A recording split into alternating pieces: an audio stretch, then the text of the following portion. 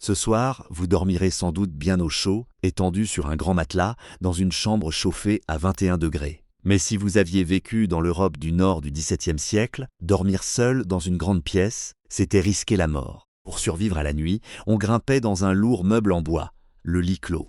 On se glissait à l'intérieur, on refermait les portes massives et on dormait épaule contre épaule avec toute sa famille. Parfois, on y faisait même une place pour un voyageur de passage. La maison n'était pas chauffée.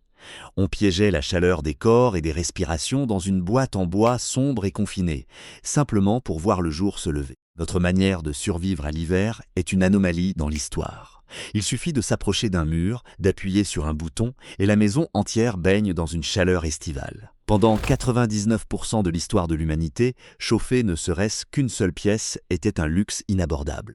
La règle d'or de la survie en hiver était simple, on ne chauffe pas la pièce. On chauffe le micro-environnement autour de son corps. Ce lit clos n'était pas qu'une question d'intimité, c'était un cocon de survie. Une fois les portes closes, la chaleur corporelle de 4 ou 5 personnes se retrouvait piégée dans cet espace minuscule. L'air devenait étouffant, l'ambiance terriblement oppressante. On y mourait parfois d'asphyxie. Mais on échappait aux engelures. Les plus riches, qui pouvaient s'offrir un vrai lit, dormaient dans un lit à baldaquin. Aujourd'hui, ce lit à colonnes et ses rideaux nous paraissent romantiques. Mais à l'époque, ces lourds rideaux de velours ou de laine n'avaient qu'une seule fonction. On les tirait soigneusement chaque nuit pour créer une véritable tente de chaleur. Sans eux, on se réveillait avec du givre sur les couvertures, formé par la condensation de sa propre haleine. Mais comment faire une fois sorti du lit ? Pensez à votre voiture glacée aujourd'hui, où vous montez le chauffage au maximum. Il y a 300 ans, pour supporter un office de 3 heures dans une église de pierre glaciale, il fallait une sorte de foyer portatif. En Europe et dans l'Amérique coloniale, les femmes utilisaient des chaufferettes. C'étaient de petites boîtes en bois ou en métal, percées de trous et remplies de braises ardentes prélevées directement dans l'âtre. Une fois assise, la femme posait la chaufferette à ses pieds et la recouvrait entièrement de ses lourdes jupes de laine. La jupe agissait comme une tente, emprisonnant l'air chaud contre les jambes et le torse. C'était ingénieux, mais extrêmement dangereux. Si une braise s'échappait ou si le tissu s'enflammait, la personne pouvait prendre feu. Les archives médicales de l'époque regorgent de cas de brûlures graves aux tibias et aux mollets de femmes qui voulaient juste survivre au sermon du dimanche. Même le mobilier était conçu pour la survie en hiver. Prenez le fauteuil classique à haut dossier, ou la bergère à oreille. Son dossier imposant n'était pas conçu pour le confort du dos. Une cheminée à foyer ouvert nous semble aujourd'hui conviviale, mais les premiers modèles étaient d'une inefficacité redoutable. L'âtre traditionnel aspire l'air glacial des interstices des portes et fenêtres pour attiser les flammes, tandis que 80% de la chaleur s'échappe par le conduit. Assis face au feu, on avait le devant du corps qui rôtissait, tandis que le foyer aspirait des courants d'air glacés en plein dans notre dos. Le haut dossier du fauteuil servait de bouclier. Il bloquait les courants d'air glacés qui s'engouffraient dans votre dos, tout en captant la chaleur du feu pour la réfléchir autour de vous. On était, en somme, assis à l'intérieur d'une sorte de réflecteur de chaleur en bois. Faute de meubles massifs, on utilisait un autre type de chauffage, un animal de ferme de 500 kilos. Aujourd'hui, votre maison sent sans doute la lessive ou le café. Mais pendant des siècles, l'odeur de la survie hivernale, c'était celle de la laine sale, de la sueur rance et du fumier. En Europe et dans certaines régions d'Asie, les familles paysannes vivaient dans des maisons étables. Dans ces longues bâtisses, les humains occupaient une partie ou l'étage, tandis que les vaches, les moutons et les cochons logeaient juste en dessous. Les animaux sont de puissants radiateurs biologiques. Une seule vache génère à peu près autant de chaleur qu'un radiateur électrique de 1000 watts. La chaleur de l'étable montait à travers le plancher, réchauffant les pièces à vivre. Oui, l'odeur d'ammoniac piquait les yeux. L'air était épais et lourd. Mais l'ammoniac, c'était la promesse de survivre au mois de janvier. Pour conserver toute cette chaleur, il fallait une superposition savante de couches. Pour nous, les vêtements sont une affaire de mode. Mais à l'époque, les tenues d'hiver étaient un abri portatif.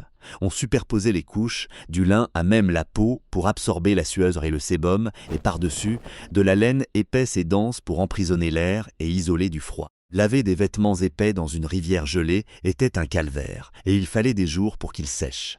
Alors, tout simplement, on ne le faisait pas. On portait exactement les mêmes couches pendant des mois. Dans certaines cultures arctiques, la survie passait par une dépendance totale aux peaux de bêtes et à l'application de graisses animales, comme l'huile de phoque, sur la peau exposée. La graisse formait une barrière contre le vent mordant.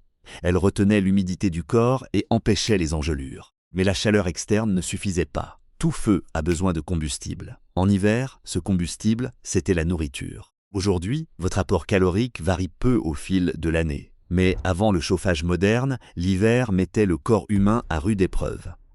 Pour maintenir une température corporelle de 37 degrés dans une masure glaciale et balayée par les courants d'air, le métabolisme devait brûler une quantité phénoménale d'énergie. C'est ce qu'on appelle la thermogénèse alimentaire.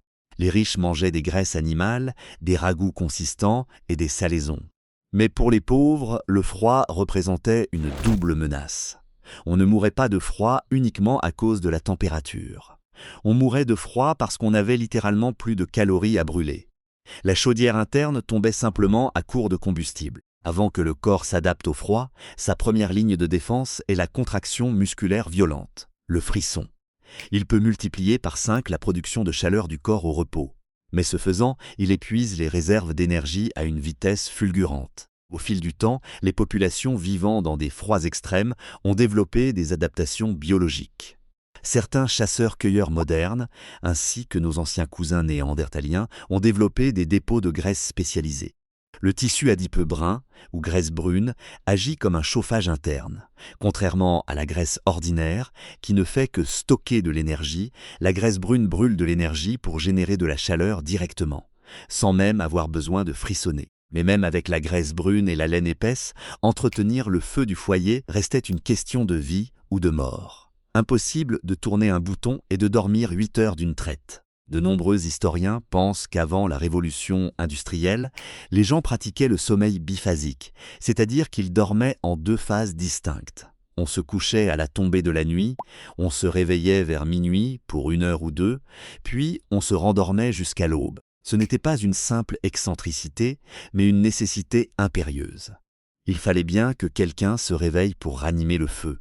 Si l'âtre s'éteignait au cœur d'une tempête de neige, toute la maisonnée risquait de mourir de froid avant le lever du jour. Ce réveil nocturne permettait d'alimenter le foyer, de veiller sur les bêtes et de se serrer les uns contre les autres pour avoir chaud. Aujourd'hui, l'hiver est une esthétique. C'est la saison des fêtes. C'est le ski, le chocolat chaud et la neige qui tombent derrière un double vitrage. Nous nous sommes complètement isolés de la réalité du froid. Nous ne sentons plus le bétail sous notre plancher.